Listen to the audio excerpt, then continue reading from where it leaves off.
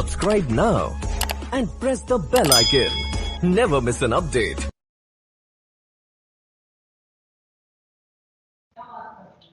तो आज हम एक और इम्पॉर्टेंट कंसेप्ट पढ़ने जा रहे हैं और यहां से इम्पॉर्टेंट चीजों की शुरुआत होती है। और ये जो टॉपिक है ये आपके लिए एकदम नया भी नहीं है जो मैं बताने जा रहा हूं।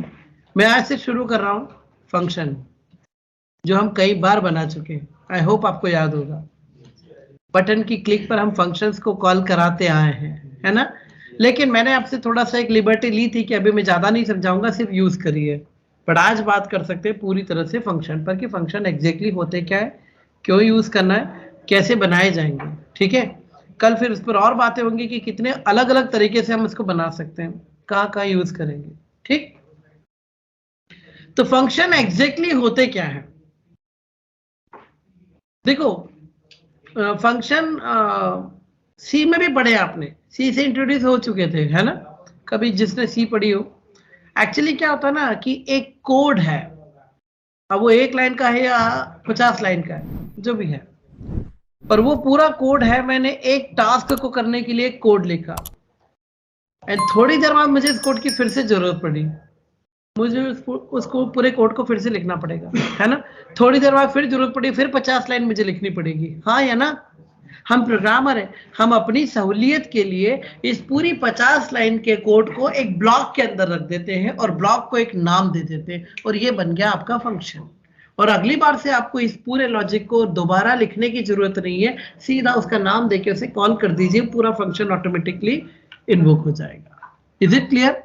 तो रीयूजेबिलिटी का कंसेप्ट है, reusability of code. Is it clear? एक ही कोड आपको बार बार लगता है, अगर कंटिन्यूस लगता है तो बेटर है कि उस कोड को लूप में डाल दीजिए। लेकिन हर बार तो ऐसा नहीं होता ना कि 1 to 10 लगातार लग रहा है। हो सकता है जैसे आपने टेबल निकालने का फंक्शन बनाया, अभी लग रहा है, थोड़ी देर बाद फिर लग रहा है, फिर कुछ और देर बाद फिर लग रहा है। फिक्स नहीं है कि लगातार 10 बार लग रहा है, तब तो बेटर है फंक्शन बना के रख दिया जाए। तो रिपीटेटिव कोडिंग है ना, रीयूजेबिलिटी ऑफ कोड। कंसेप्ट क्या है? Reusability of code. तो अपने पूरे कोड को एक ब्लॉक के अंदर रख दो, उस ब्लॉक को एक नाम दे दो और ये बन गया आपका फंक्शन। और इस फंक्शन को जब चाहे, जहां चाहे, जितनी बार चाहे उठाकर आप सिर्फ कॉल कर देंगे, तो पूरी की पूरी बॉडी जहां है वहीं से एग्जीक्यूट हो जाएगी। Is it clear everyone? तो मैं सिंपल से कोड से शुरुआत करूंगा, बट सबसे पहले मैं सिंटेक्स लिखना चाहूंगा फंक्शन का।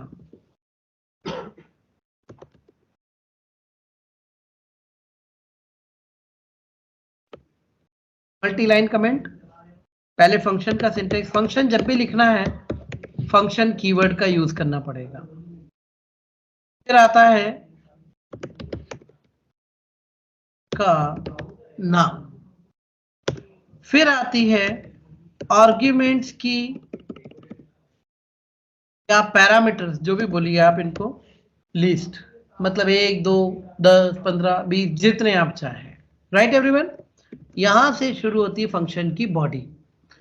ये है फंक्शन की बॉडी, जिसके अंदर हम स्टेटमेंट या बहुत सारे स्टेटमेंट्स लिखते हैं। Is it clear? एक ऑप्शनल पार्ट और है कि फंक्शन किसी पर्टिकुलर आंसर को या वैल्यू को रिटर्न भी कर सकता है।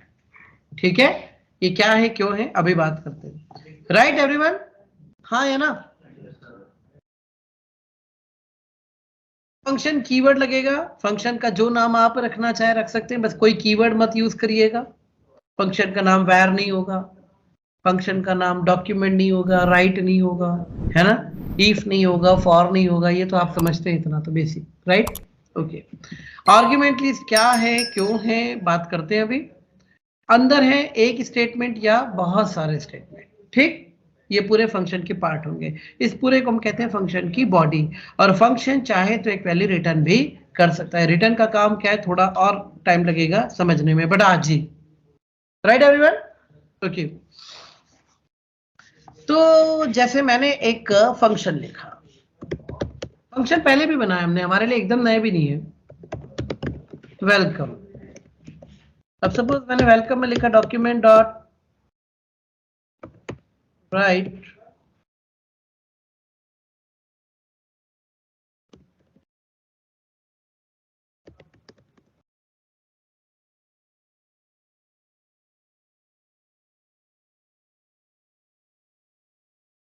ठीक है एवरीवन?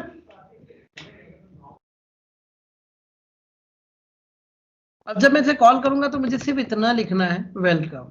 अब उसके अंदर एक लाइन ही है, 1000 लाइन मुझे दोबारा नहीं लिखनी है, वो पूरी अपने आप एग्जीक्यूट होंगी। Is it clear?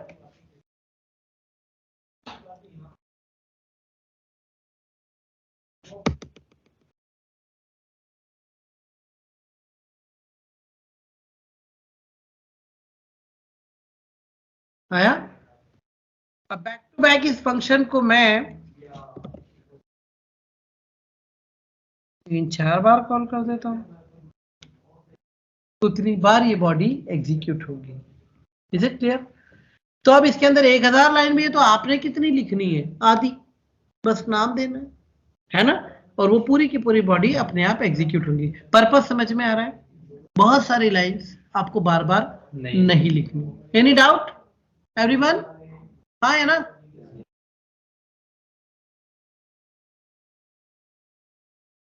अब एक छोटी सी बात और समझें, बहुत जरूरी है हमारे लिए, वो ये, फंक्शन को मैं 2 पार्ट में डिवाइड कर रहा हूं।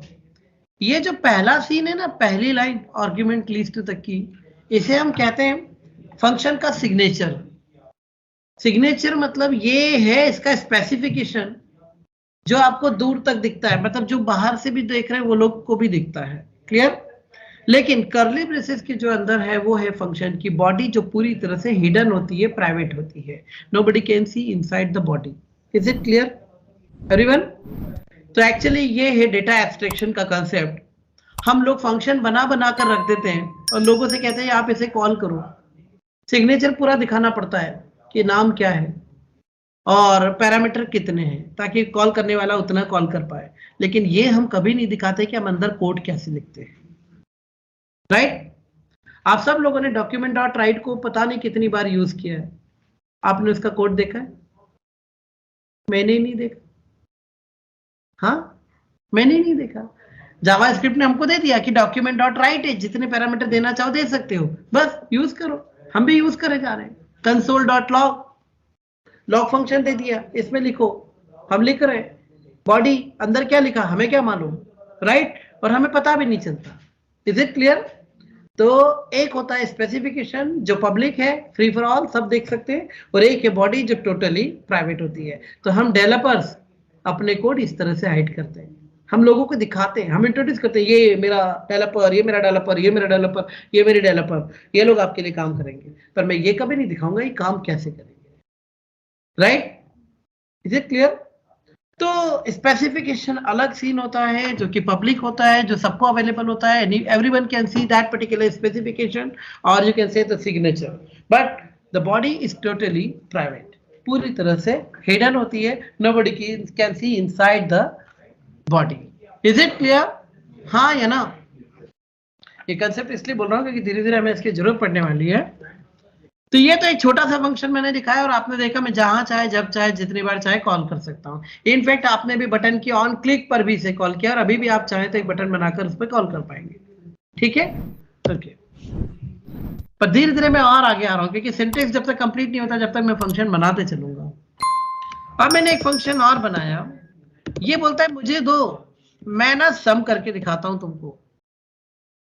तो ये बोलता है, एक वेरिएबल लेता है a equal to 10, b equal to 20 और c, और ये बोलता है c equal to a plus b, और फाइनली ये प्रिंट करता है डॉक्यूमेंट डॉट राइट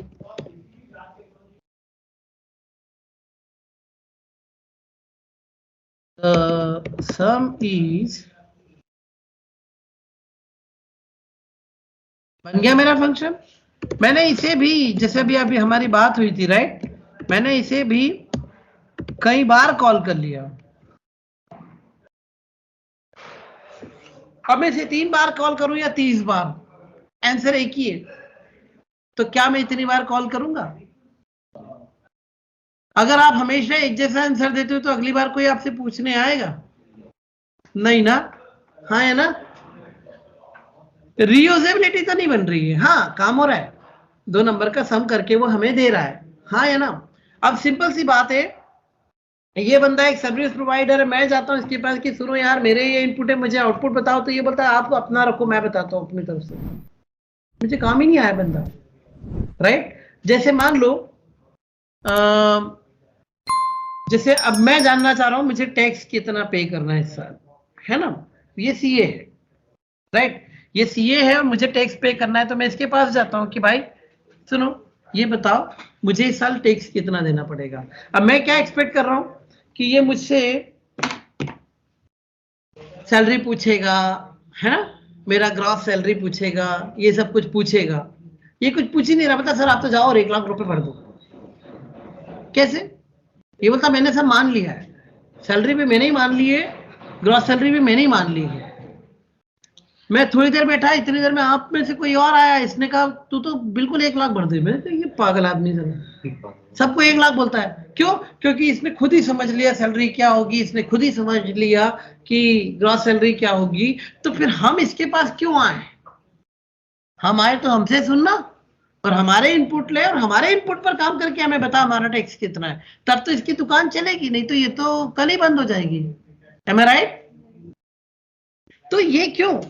क्योंकि इसने क्या किया पता है, मैंने इसे कहा कि भाई तू ए और बी हमसे मांग, हम जो देंगे उसका सम बता। पता नहीं मैंने मान लिए, तो तू बैठा रहे। फिर ये बोलता है अब मैं क्या करूं, मार्केट में मैं कैसे चलूंगा? तो मैं ऐसे बोलता हूं लोगों से पूछ ए और बी क्या है, तू क्यों डिसाइड कर रहा है? तो वो बोलता है ठीक है मैं लोगों से पूछ लेता हूं। तो फिर मैं इसको बोलता हूं यहां से हटा, क्योंकि लोगों को यहां का नहीं दिखता। एम आई राइट? ये बॉडी पार्ट है, अभी हमारी बात हुई थी ना, लोगों को क्या दिखता है? सिग्नेचर। और सिग्नेचर कहां से कहां तक होता है? कर्ली ब्रेसेस के पहले का पूरा सिग्नेचर है। तो मैं इसे बोलता हूं यहां बना ए और बी, और ये हो गए मेरे पैरामीटर या आर्गुमेंट, और इन वेरिएबल्स के थ्रू फंक्शन इनपुट लेगा। Is it clear? अब उसने यहां रख दिए, यहां से आपको दिख रहे हैं, तो जब आप कॉल करोगे तो आप उसे दोगे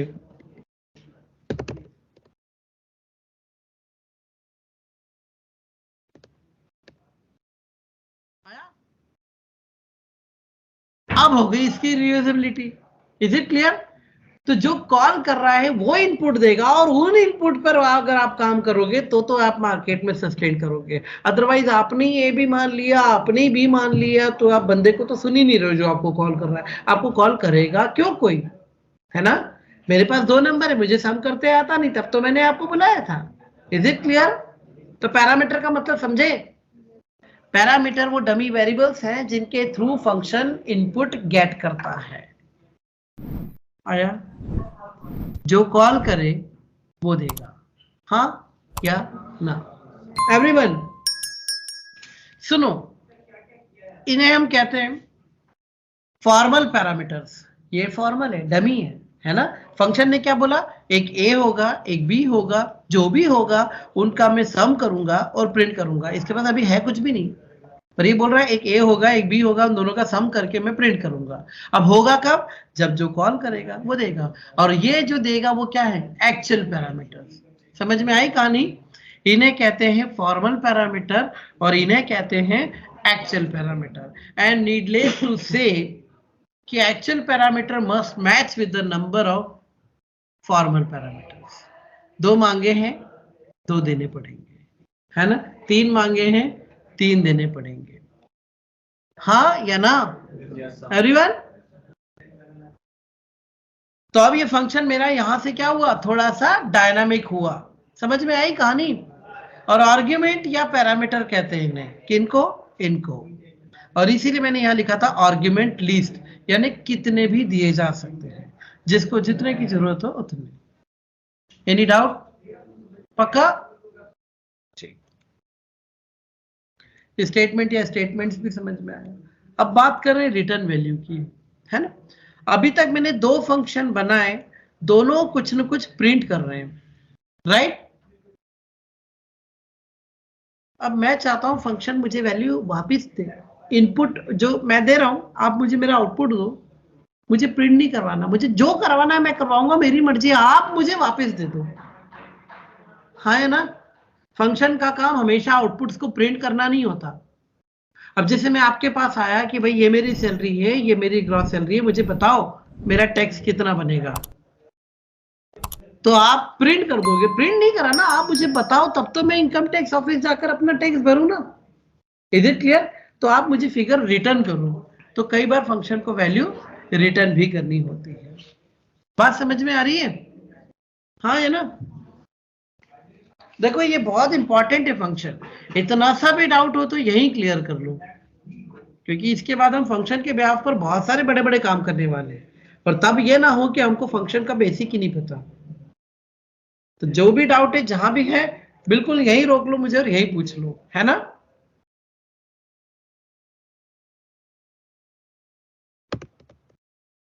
फंक्शन मैंने एक स्क्वायर नाम का फंक्शन बनाया जो मुझसे लेगा एक नंबर, और इसे मैंने कहा, इसने क्या किया, s equal to n into n, और ये बोलता है मैं प्रिंट करता हूं, डॉक्यूमेंट डॉट राइटमेंट का नहीं, फालतू बात नहीं, हमें वापस करो। हम प्रिंट करना चाहेंगे तो करेंगे, नहीं तो नहीं करेंगे, राइट एवरीवन? तो ये हमें फाइनली रिटर्न कर देगा, हाँ या ना? और एक और चीज सुनो, return must be the last statement of your function body, क्योंकि जैसे ही उसे रिटर्न मिला ना, उसको लेके ये दौड़ पड़ता है उधर जिधर उसने कॉल किया था, जिसने कॉल किया था। तो देखो अगर मैं यहाँ रिटर्न के बाद कुछ लिखता भी हूं ना, तो आप देखना अभी ये फेडेड हो जाएगा, दिख रहा है? कभी आपने डॉक्यूमेंट डॉट राइट को ऐसे देखा है? नहीं, ये फेडेड क्यों हो गया? क्योंकि ये अनरीचेबल कोड है, उसको पता है हम कभी भी यहाँ नहीं आएंगे। क्यों? क्योंकि रिटर्न यही जहां रिटर्न मिला वहीं से ये दौड़ता है कॉलिंग एनवायरनमेंट पे, जिसने इसको कॉल किया उसके पास जाएगा। Is it clear? तो इसके बाद की स्टेटमेंट कभी एग्जीक्यूट होने भी नहीं है। चेक करो, यहाँ कुछ एक एरर आती है वैसे, या अनरीचेबल कोड दिख रहा है, रिमूव अनरीचेबल कोड, क्योंकि रिटर्न के बाद फंक्शन रुकता ही नहीं है, वो तो चल आप तोड़, तो ये मतलब ही नहीं है। Any doubt? एक और चीज समझो, एक फंक्शन एक से ज्यादा वैल्यू रिटर्न ही नहीं कर सकता। आप बोलोगे ऐसा क्यों? आप लिखो दो रिटर्न स्टेटमेंट, दूसरा तो अनरीचेबल है ना, समझ में आई कहानी? एक ही लेके वो दौड़ पड़ता है। Is it clear? अब की बार इसको कॉल करने का तरीका थोड़ा सा बदलेगा। मैं नॉर्मल फंक्शन कैसे कॉल कर रहा हूं आप देख रहे हो, वेलकम भी मैंने ऐसे ही कॉल किया क्योंकि कुछ रिटर्न नहीं कर रहा था, सम भी मैंने ऐसे ही कॉल किया, कुछ रिटर्न नहीं कर रहा था। जिन्होंने सी पढ़ा है थोड़ा याद दिलाऊं, ये वॉइड टाइप के फंक्शन है जो कुछ रिटर्न नहीं करते हैं, राइट? लेकिन आप रिटर्न करने वाले फंक्शन आ रहे हैं, कौन से? मैंने कहा स्क्वायर ऑफ 25, मुझे मालूम है जब मैं इसे कॉल करूंगा तो बदले में ये उधर से कुछ थ्रो करेगा, तो कुछ थ्रो करेगा तो मैं उसे किसी वेरिएबल में कैच करूंगा। क्यों? क्योंकि ये मुझे पता है ये कुछ रिटर्न करने वाला है, तो रिटर्न करने वाले के लिए कंटेनर पहले से रेडी रखना पड़ेगा मुझे, हाँ या ना एवरीवन? बात समझ में आ रही है नहीं? अगर देखो मैं इधर से थ्रो कर रहा था तो फंक्शन किस में कैच कर रहा था? वेरिएबल में। अब फंक्शन उधर से थ्रो कर रहा था, मैं कहाँ कैच करूंगा? वेरिएबल में, है ना? सर 25 आप नीचे से आर्गुमेंट पास कर रहे हैं ना? हाँ यही से कर रहा हूँ, नहीं ऊपर ऊपर एन में, हाँ एन में जाएगा 25, अब एन अंदर आके 25 to 25 हो जाएगा 125, और इधर ये सॉरी 625, और वो एस के अंदर आ गया, और उधर से मुझे वो 625 फेंकेगा जो मैंने पी में कैच कर लिया। और अब मैं देखो एक बार यूज करके बताऊं इसको,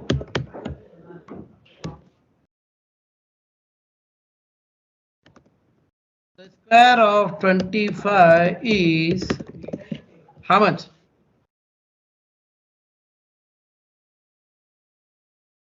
आया एवरीवन? तो रिटर्न जो करते हैं उनको एक वेरिएबल में होल्ड करो।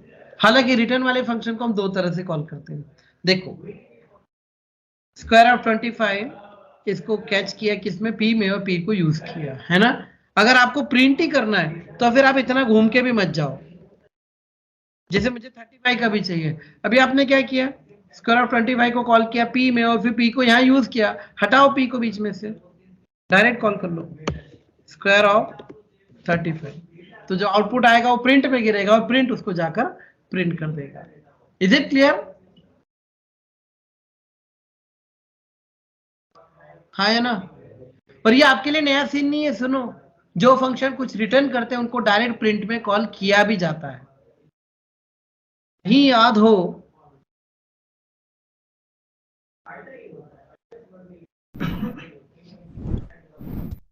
तो ये कल क्या कर रहे थे, सारे के सारे प्रिंट में कॉल किए, क्योंकि अपर केस क्या करता है, तुम्हारी स्ट्रिंग को अपर केस में कन्वर्ट करके रिटर्न करता है, लोअर केस भी वही करता है। फॉन्ट साइज बढ़ाकर वो तुमको रिटर्न कर रहा था, तुमने डायरेक्ट प्रिंट में कॉल कर लिया। लेंथ क्या है, लेंथ निकाल कर रिटर्न कर रहा था, तुमने उसे डायरेक्ट प्रिंट में कॉल किया। हाँ है ना, ये वो सारे फंक्शन थे जो कुछ न कुछ रिटर्न कर रहे थे। तो रिटर्न वाले फंक्शन को दो तरह से कॉल किया जाता है, या तो उनकी वैल्यू वेरिएबल में होल्ड कर लो ताकि रीयूज की जा सके, या उन्हें सीधा प्रिंट में कॉल किया जाता है। इज इट क्लियर, हाँ या ना? सर वो जो गाउडी लोअर केस हो गई, अब हमको परमानेंट चेंजेस करना है तो किसी वेरिएबल में स्टोर करवाना पड़ेगा। उसी में करवा लो ना, S1 equal to S1 dot to upper case, तो वो टू अपर केस का आंसर S1 में डाल देगा तो परमानेंटली चेंज हो गई। अच्छा, वो डायरेक्ट प्रिंट करवाते तो टेम्परेरी देता।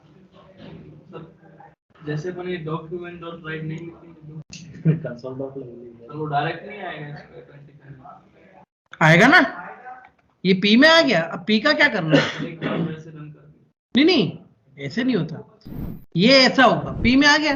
अब P का क्या करना है, प्रिंट करना है, तो प्रिंट के लिए तो डॉक्यूमेंट डॉट राइट रहेगा ही रहेगा ना। आई बात समझ में, डॉक्यूमेंट डॉट राइट तो आंसर को प्रिंट करने के लिए दिया मैंने, राइट। कुल मिलाकर मैं ये कहना चाह रहा हूं कि जो फंक्शन कुछ रिटर्न करते हैं उनको दो तरह से हैंडल किया जाता है, या तो उनको किसी वेरिएबल के अंदर लाओ या प्रिंट में डाल दो, राइट। तीसरा कोई तरीका नहीं है, हाँ या ना। रिटर्न का भी अपना सीन है, सुनो समझो। ऐसा क्यों, रिटर्न क्यों करवा रहा हूं मैं, क्योंकि कई बार ऐसे होता है, देखो जब हम एक काम करते हैं ना, जैसे सपोज एक सॉफ्टवेयर कंपनी है ना, तो मैंने जो आपको काम दिया तो क्या आप फाइनल प्रोडक्ट बना के निकलोगे सीधे, नहीं। अब इतने सारे डेवलपर हैं, अगर एक काम आया तो मैं डिवाइड करूंगा ना सबको कि कौन क्या करेगा, तो आप में से बहुत सारे लोगों से आपका किया हुआ काम वापस लूंगा मैं, क्योंकि उसको भी और आगे प्रोसेस करवाना है। तो तुम एक काम करके दो, वापस दो, तो मैं उसको दूं, तो वो बंदा क्या यूज कर रहा है, तुम्हारा आउटपुट, पर पहले तुम करके तो दो, तब तो वो यूज करेगा, और वो करेगा फिर वो उसको देगा, फिर वो फाइनली उसका आउटकम मैं लूंगा। Is it clear? तो रिटर्न हमारी जरूरत है, ऐसा नहीं है रिटर्न क्यों करवा रहे हैं, ऐसे ही नहीं है कि हम प्रिंट के लिए करा रहे हैं, हर चीज प्रिंट के लिए नहीं होती है, हाँ है ना।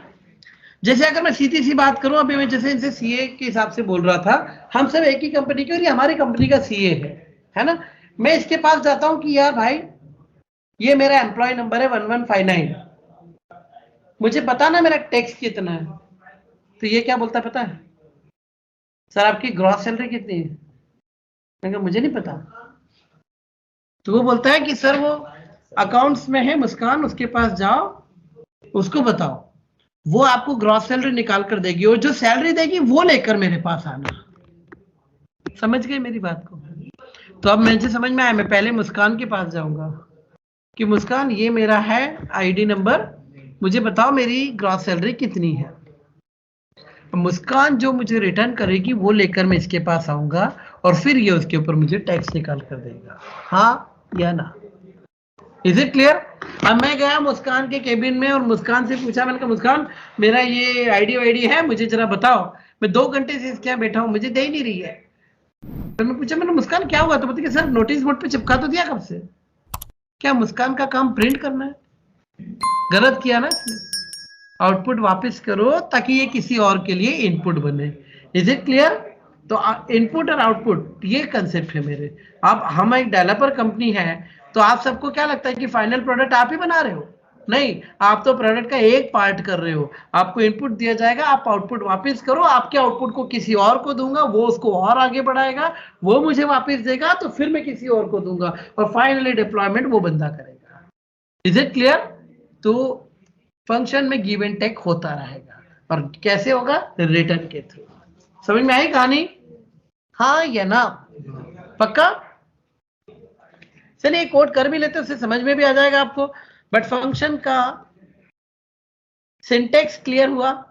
फंक्शन का नाम, आर्ग्यूमेंट की लिस्ट, क्योंकि जितने चाहो उतने दे सकते हो, स्टेटमेंट या स्टेटमेंट्स लिखे जाते हैं, फाइनली होती है ऑप्शनल चीज है रिटर्न वैल्यू। ऑप्शनल इसलिए क्योंकि 2 बार नहीं भी लिया, 1 बार लिया, है ना?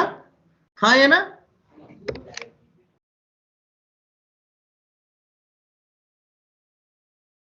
ये सबको क्लियर है? तो फंक्शन का पर्पस क्या है? रीयूजेबिलिटी ऑफ कोड, है ना? अगर करना है तो कोड को परमानेंटली एक ब्लॉक में रख दो, क्योंकि डायरेक्ट एग्जीक्यूटेबल कोड क्या होते हैं, सीधा चलना शुरू हो जाते हैं और एक बार चलते हैं काम खत्म। फंक्शन बनाऊंगा तो 50 बार उन्हें मैं कॉल कर सकता हूँ। एंड आई होप आपको याद आ रहा होगा आज डे 1 का कोड, जो मेरा पहले ही कोड में फेल कर रहा था, डायरेक्ट एग्जीक्यूटेबल था, वो बॉडी लोड ही नहीं हुई है और वो बोलता है जिसका आईडी है उसको बदल दो। फिर हमने उस काम को फंक्शन से करवाया था, याद आया है ना? फंक्शन की ये कहानी है कि फंक्शन कितना भी अच्छा बनाओ, जब तक कॉल नहीं करोगे वो कॉल होगा नहीं। ठीक है?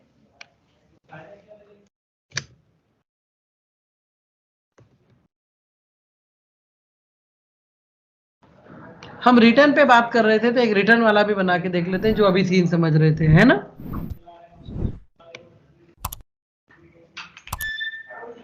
जैसे मैंने एक बेसिक सैलरी मांगी यूजर से, है ना?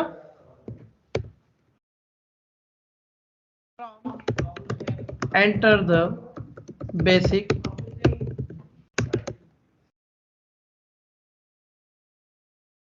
फाइन। अब इसका मुझे टैक्स कैलकुलेट करवाना है। दो अलग अलग फंक्शन मिलकर इस काम को करेंगे, एक फंक्शन पूरा नहीं करेगा, राइट?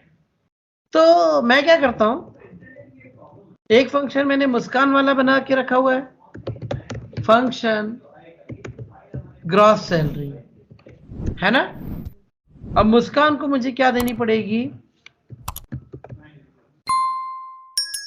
बेसिक सैलरी दूंगा, तो मुस्कान फाइनली मुझे क्या रिटर्न करेगी, ग्रॉस सैलरी। और जो मुस्कान रिटर्न करेगी वो फिर मैं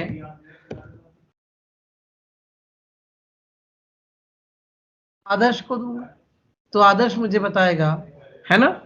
राइट एवरीवन? आदर्श मुझे बताएगा कि मुझे कितना टैक्स पे करना है, हाँ या ना? तो देखो मैंने क्या किया, बेसिक सैलरी आ गई मेरे पास, क्या हुआ, हाँ या ना पर हंस रहे हो ना? नहीं बोल रहा है आप तो घर पे हो। अरे भाई पढ़ ले। तो पहले मैंने मुस्कान को कॉल किया कि मुस्कान ये बेसिक सैलरी को लो और मुझे ग्रॉस सैलरी रिटर्न करो।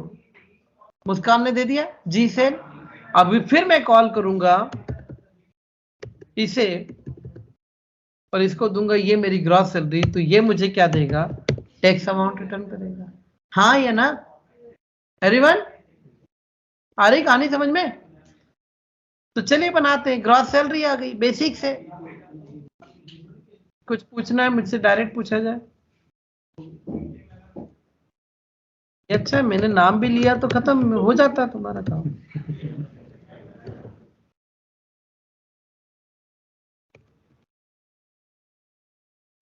एक मेरी फोटो लेके लगा दो स्क्रीन पे, डाउट ही नहीं आएंगे। नहीं कई बच्चे ऐसे, मतलब मैंने पूछा कि डाउट ही सॉल्व हो जाता है, हद है।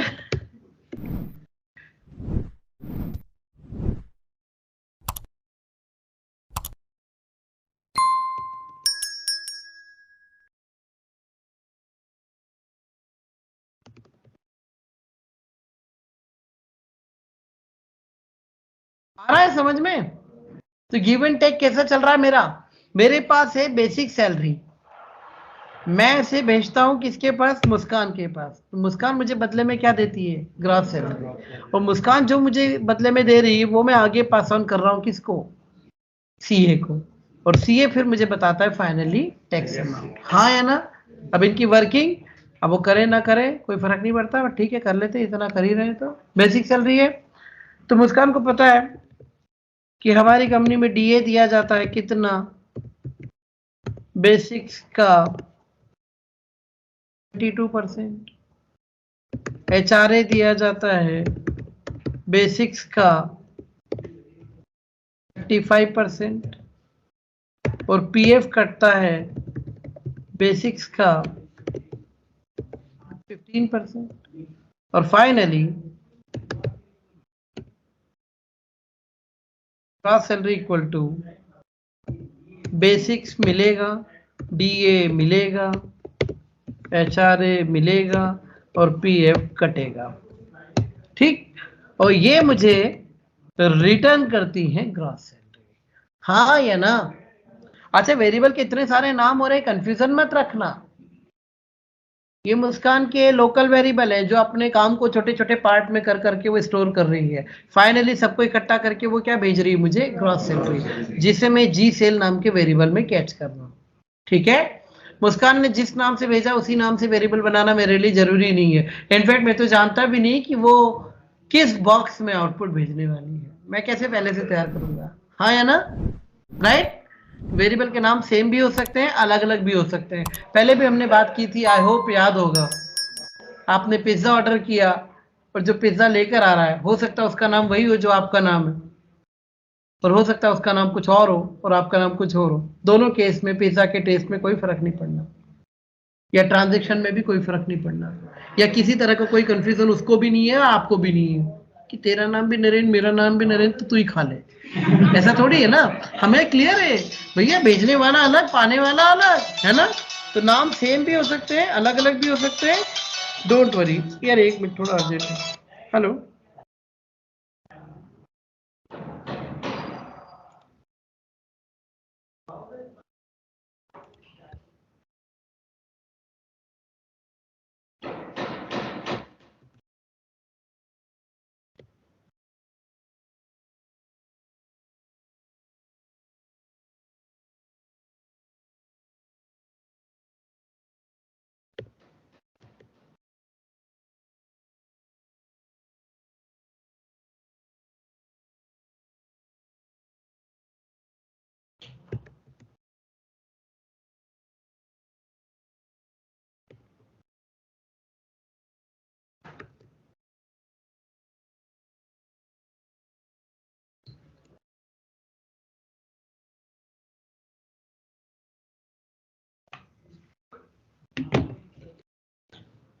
अब टैक्स कैलकुलेशन ने क्या किया, उसे जो अमाउंट मिला है उसका उसने 12 में मल्टीप्लीकेशन किया तो मिल गई एनुअल सैलरी, है ना।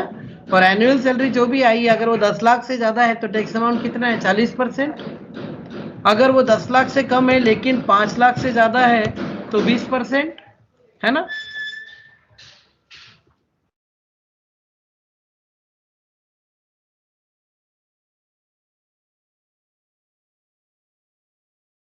और अगर वो 5 लाख से कम है लेकिन 3 लाख से ज्यादा है तो 10%, और अगर वो कुछ और है तो tax amount will be 0, right. Tax के क्राइटेरियाज लिख रहा हूं और कुछ नहीं है। हालांकि ये पूरे पूरे नहीं है, इतना डर मत जाना कि यार क्या मतलब कमाने से इतना चला जाएगा। अब इसमें बहुत सारे डिडक्शन भी और हैं, है ना। पर हमारा तो सिर्फ काम निकल रहा है भाई, हाँ है ना, राइट। मैं आपको कुल मिलाकर पर्पस समझाना चाह रहा हूं बिल्कुल लाइव सीन से कि भाई एक बंदा रिटर्न नहीं करेगा तो दूसरा उस पर काम नहीं कर पाएगा। तो रिटर्न की इंपॉर्टेंस आपको समझाने के लिए कोड बना रहा हूं। तो सपोज द सैलरी इज 78,000,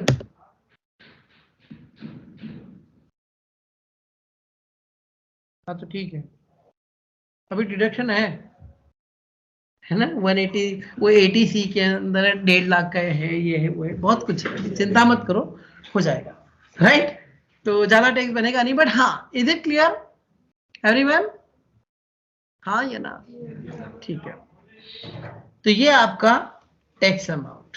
तो आप समझे कैसे दो लोगों ने मिलकर काम किया, एक उधर हमारी HR है और एक इधर हमारा CA है। तो HR के पास जाएंगे, वो आधा काम करके देंगी और वो जो देंगी वो इनको देंगे, है ना। तो वो देंगी नहीं तो इधर क्या देंगे हम, क्लियर। तो रिटर्न करना जरूरी है, ठीक है।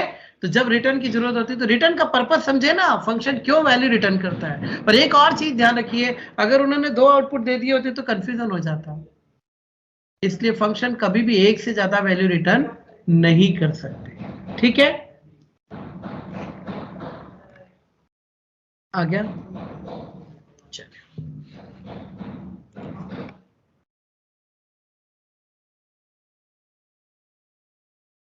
अब आपको अगर फंक्शन का पर्पस समझ में आया तो अब आगे बात की जा सकती है ना।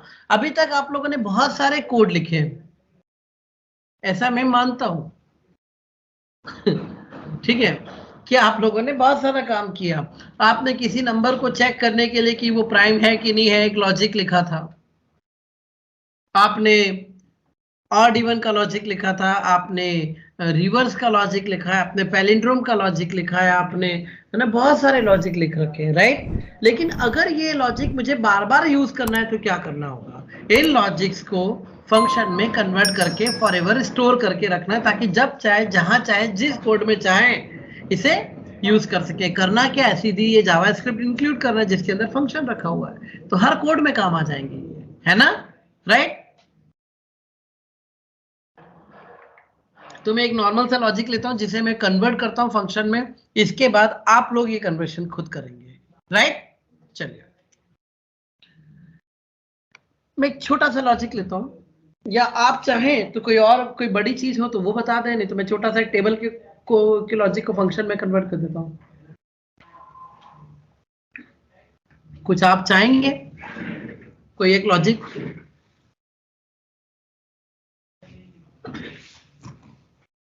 नहीं, चलिए। हमने कहा prompt enter any number. User एक नंबर देता है, फिर हम उसकी टेबल निकालते हैं। तो टेबल के लिए हम क्या करते हैं? For let i equal to 1, i is less than equal to 10, i plus plus, और फिर हम क्या करते हैं? डॉक्यूमेंट डॉट राइट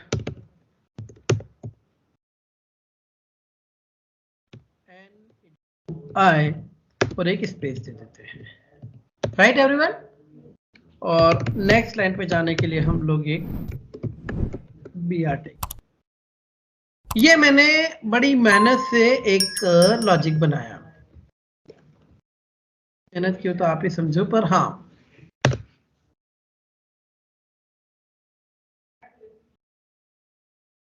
क्या हुआ?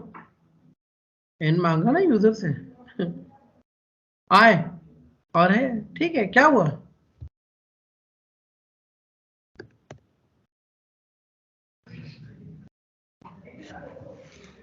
कुछ तो भी टशन में ही रहता कभी कभी, ये भी है ना। मैंने कुछ किया भी नहीं, आपने देखा मैंने कहीं कुछ करेक्ट किया? ना ना, अच्छा वाह, बहुत बढ़िया। अब एक चीज है, मैंने इतना बड़ा लॉजिक बनाया, लेकिन ये एक ही बार काम आता है ना, एक ही बार काम आता है। क्या हो कि मैं इसे प्रिजर्व करके रख लूं, ताकि जब चाहे, जहां चाहे, जितनी बार चाहे इसको मैं यूज कर सकूं। Am I right?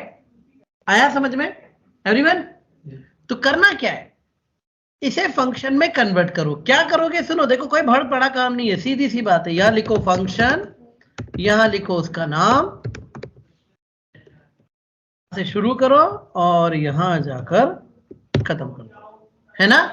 और दिक्कत बस ये है कि ये जो यूजर से मांग रहे थे वो पैरामीटर में डालो। हो गया एवरीवन? अब इससे फायदा क्या हुआ? इससे फायदा ये हुआ कि अब तुम इस फंक्शन को जितनी बार कॉल करोगे उतनी बार ये चलेगा। तुमने कहा 33 की टेबल, तुमने कहा 45 की टेबल, तो ये लॉजिक 2 बार चलेगा, है ना। तुमने कहा कि फॉर a इक्वल टू 34 या 56, a is less than equal to 75, a plus plus, और उसके लिए तुमने टेबल को बार बार कॉल कर लिया a के लिए, तो यही कोड अब इतनी बार चलेगा। समझ में आ रहा है? वही इतना सा कोड, लेकिन लॉजिक रीयूजेबल हो गया ना। समझ में आई कंडीशन एवरीवन? हाँ है ना? तो भैया, हाँ, वही प्रॉम्प्ट यूज कर सकते हो इसकी बॉडी के अंदर। लेकिन एक बात बताओ मैं रौनक, लॉजिकली सोच के देखना, ये तरीका गलत है। फंक्शन अगर यूजर से कुछ ला रहा है तो हम और आप उन्हें कॉल क्यों कर रहे हैं? इसका काम क्या है? जो क्लाइंट आएगा उसे उसका टैक्स कैलकुलेट करके बताना है ना। तुम इसके पास गए कि भाई मुझे टैक्स कैलकुलेट कराना है, ये बता, बैठो 2 मिनट, और ये बाजार में गया बोंगा लेके जोर से, लाओ सैलरी बताओ मैं टैक्स निकालूंगा, तो तुमने मैं बेवकूफ हूं क्या? मैं आया हूं ना, मैं लेके आऊंगा, मेरा काम है, बाजार से क्या पूछना? कुछ समझे कि नहीं समझे? इसका काम कुछ नहीं है बाजार से पूछना, इसका काम है हमारे दिए हुए इनपुट पर काम करना। अब हम खुद से लाए हैं या बाजार से मांग के लाए, ये हमारा काम है। क्लियर है? तो तुम यूजर से मांगो और इसे दो, ये नहीं मांगेगा, है ना, क्योंकि इसे उसी इनपुट पर काम करना है जिसके लिए हमने इसे कॉल किया है। क्लियर है? अब ये कुछ आउटपुट लाया, तुमने कहा ये कैसे आया, तो ये बोले मैंने कोई चलता फिरता बंदा था उससे पूछ लिया, तुमने ये कोई तरीका हमसे पूछना? क्लियर? अदरवाइज प्रॉम्प्ट एक स्टेटमेंट यार, देखो किधर भी लिख सकते हो, मना नहीं है, पर लॉजिकली सोच के देखो, इन्हें कायदे से कुछ भी किसी से मांगने का हक नहीं है, इन्हें हमने कॉल किया है, हम जो देंगे उसी पर काम करेंगे, राइट? हम भले ही मांग के लाए, समझ में आया? Right everyone? तो पर्पस समझो, नहीं तो फंक्शन की फंक्शनलिटी खत्म हो जाएगी ना। आप चाह रहे हो जो आपने दिया उसी पर, आप इतना फॉर्म होते हो कि जो मैंने इनपुट दिया उसी पर यह बात कर रहा है, पता पड़े ये तो किसी से लेके आया है, कुछ तो गड़बड़ी हो जाएगी, राइट? अदरवाइज फंक्शन की बॉडी के अंदर तुम चाहो तो प्रॉम्प्ट वाला स्टेटमेंट डाल सकते हो, कोई दिक्कत नहीं है। जैसे अभी एक फंक्शन तुम लोग कॉल कर रहे हैं एक फाइल में से कर रहे हैं, जैसे आपने ऊपर ये फंक्शन बनाया, नीचे उसको कॉल किया, अब मेरे को जैसे ये किसी और कोड में यूज करना है, हाँ, जैसे ये जेएस कहीं पर भी इंपोर्ट कर सकते हो ना, स्क्रिप्ट टैग लगाना, एसआरसी करना और ये जावास्क्रिप्ट डाल देना, जैसे रोज कर रहे हैं। जैसे ये फंक्शन 1 में जो हम लोगों ने फंक्शन बनाए थे, जो अभी फंक्शन 1 और फंक्शन 2 है, तो फंक्शन 3 में कॉल करना। हाँ, बट इसके लिए एक काम करा जाता है अक्सर। देखो ये क्वेश्चन जो इसने पूछा है ना, वो भी अच्छी बात है अपनी तरफ से। जनरली हम लोग क्या करते हैं, जिसके अंदर फंक्शन लिखते हैं ना, उसके अंदर फिर हम कोई नॉर्मल कोड नहीं लिखते, डायरेक्ट एग्जीक्यूटेबल कोड, सिर्फ फंक्शन रहते हैं, और वो एक जेएस बना देते हैं और उस जेएस को जहां चाहो वहां इंपोर्ट कर लो। देखो एक काम, क्वेश्चन अच्छा है इसका, तो एक बात सुनो, क्योंकि अगर मैं इस F1 को कॉल कर लूंगा ना, तो ये जो नॉर्मल स्टेटमेंट है ना, ये भी चल देंगे, ये नहीं चलना चाहिए। तो जनरली हम क्या करते हैं, एक डेडिकेटेड फाइल बनाते हैं जिसका काम, जैसे मैंने कहा माय फंक्शंस डॉट जेएस, ठीक, इसके अंदर ये सारे फंक्शन बना बनाकर पटक दो। जैसे कौन सा, ये आपने 3 बनाए थे,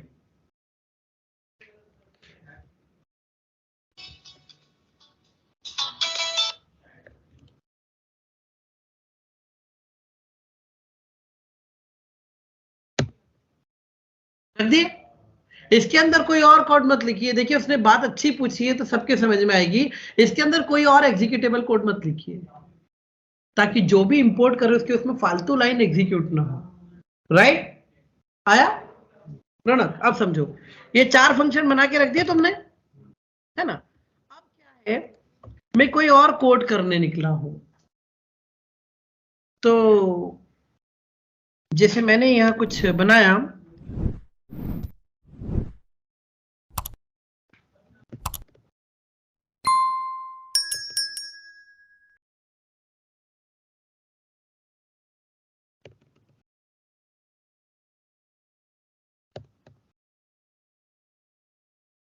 जो भी करना है आपको, राइट? यहां उठा के करना क्या है आपको, सिर्फ इतना कि आपको स्क्रिप्ट टैग, सॉरी हेड लेना है, स्क्रिप्ट टैग लेना है, क्या नाम था उसका, माय फंक्शन, आगे सारे फंक्शन बस उठा के यूज कर। और बताओ, ठीक है, चलिए चलिए चलिए फंक्शन को यूज करना बता देता है, 1 मिनट है। वो किसी ने एक कोड भी पूछा था, तो शायद वो भी इस बहाने कवर हो जाएगा, कि जैसे आपने यहाँ एक इनपुट दिया,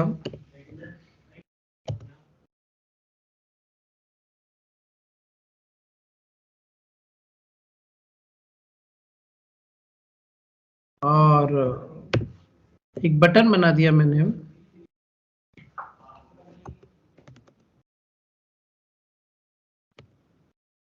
गेट टेबल, है ना, और मैंने इसे कहा on click,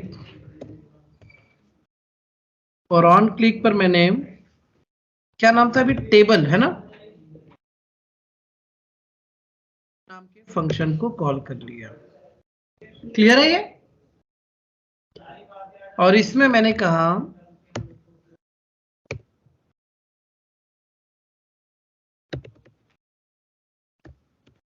document dot get element by id n1 dot value, ये पास कर दिए। ठीक है, अब वो टेबल आ जाएगी, लेकिन हाँ उस फंक्शन में मैंने उस टेबल को प्रिंट करने के लिए कुछ नहीं लिखा, मैं तो डॉक्यूमेंट डॉट राइट कर रहा हूँ, तो वो नए पेज पे जा सकती है। एक मिनट इसको चलाते हैं, ये सीन बोलता क्या है, नहीं तो फिर एक डिवीजन वगैरह बना के उस पर दिया जा सकता है।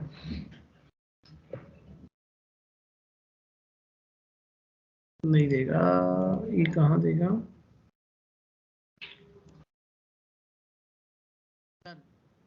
N1 आया नहीं है क्योंकि बॉडी लोड हुई है ना, यहीं पर हमको देना चाहिए था।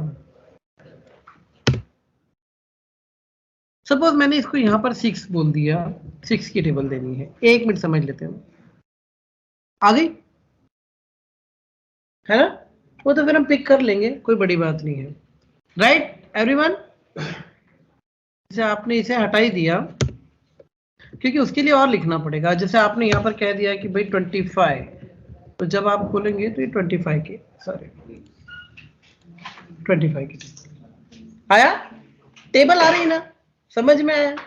तो आप जिस कोड में लिखेंगे वहां से इसे इंपोर्ट कर लें, वैसे ही जैसे रोज आप जावास्क्रिप्ट फाइल को इंपोर्ट करते आए हैं। Any doubt everyone? तो ये एक मिनट, ये हमेशा सजेस्ट किया जाता है कि जब भी आप अपनी खुद की लाइब्रेरी बना रहे हो फंक्शंस की, तो उसमें फिर कोई भी डायरेक्ट एग्जीक्यूटेबल कोड मत रखिए, सारे फंक्शन ही फंक्शन रख दीजिए, ताकि जब चाहे जहां चाहे जैसे चाहे हम उसे यूज कर सकें। दो फाइल मतलब दो स्क्रिप्ट टैग यूज कर सकते हैं, कितने भी तुम 10 फाइल इंपोर्ट कर लो चलेगा, पर सबके लिए एक सेपरेट टैग लगेगा, ये ध्यान रखना एवरीवन। ये भी अच्छी बात पूछी इसने। आप कोई नियम नहीं है कि हम एक बार में एक ही जावास्क्रिप्ट फाइल को इंक्लूड करेंगे, right? You can include multiple JavaScript file, but you have to put the separate script tag every time, right everyone? ये ध्यान रखना। इनफैक्ट तुमने 4 स्क्रिप्ट SRC वाले टैग यूज किए और एक डायरेक्ट स्क्रिप्ट वाला लेके उसके अंदर अपना कस्टमाइज कोड भी लिख सकते हो, वो भी चलेगा, लिमिट नहीं है। स्टाइल का भी ऐसे ही है, तुम जितनी चाहे उतनी CSS अपने कोड में इंक्लूड कर सकते हो, है ना? ऐसा कोई नियम नहीं कि एक ही स्टाइल टैग लगेगा, जितने चाहे, और उसके बाद एक कस्टम स्टाइल लिखने के लिए अपना टैग भी लगाना चाहो तो लिख सकते हो, वो भी कोई लिमिट नहीं है एवरीवन। हाँ या ना? तो चलिए, इस कोड के थ्रू मुझे सिर्फ आपको यह समझाना था कि कैसे एक नॉर्मल लॉजिक को फंक्शन में कन्वर्ट किया जाता है, ठीक है? तो आई होप अब आप वो जो पैलिंड्रोम है, वो जो आर्मस्ट्रांग है ना, इन सबको फंक्शन में कन्वर्ट करने में कैपेबल होंगे, राइट? तो अब इनके फंक्शन बना लो और एक ही जावास्क्रिप्ट फाइल में रख लो, ताकि जब चाहे जहां चाहे जैसे चाहे यूज कर लेंगे। Is it clear? तो नॉर्मल किसी भी लॉजिक को फंक्शन में कन्वर्ट करिए आज, ठीक? बहुत सारे कोड है हमारे पास, किसी को भी कर दीजिए। Any doubt? बट हाँ, एक और चीज का ध्यान वो ये रखना है, फंक्शन प्रॉम्प्ट से कुछ नहीं मांगना चाहिए, फंक्शन को जो चाहिए पैरामीटर से मिलेगा। Is it clear? कल और बात करेंगे फंक्शन पे, अभी और है ना, कल डिस्कशन बाकी करेंगे। और कल एक और चीज पढ़ानी मुझे, अगर मैं भूल जाऊं तो याद रखिएगा, एरे का एक और फंक्शन, एरे का इनबिल्ट एक और फंक्शन है फॉर ईच, जो इसको कई लोग जावास्क्रिप्ट में फॉर ईच लूप समझ लेते हैं, तो लूप नहीं है। तो फॉर ईच पढ़ना है, कल याद रखना। Subscribe now and press the bell icon. Never miss an update.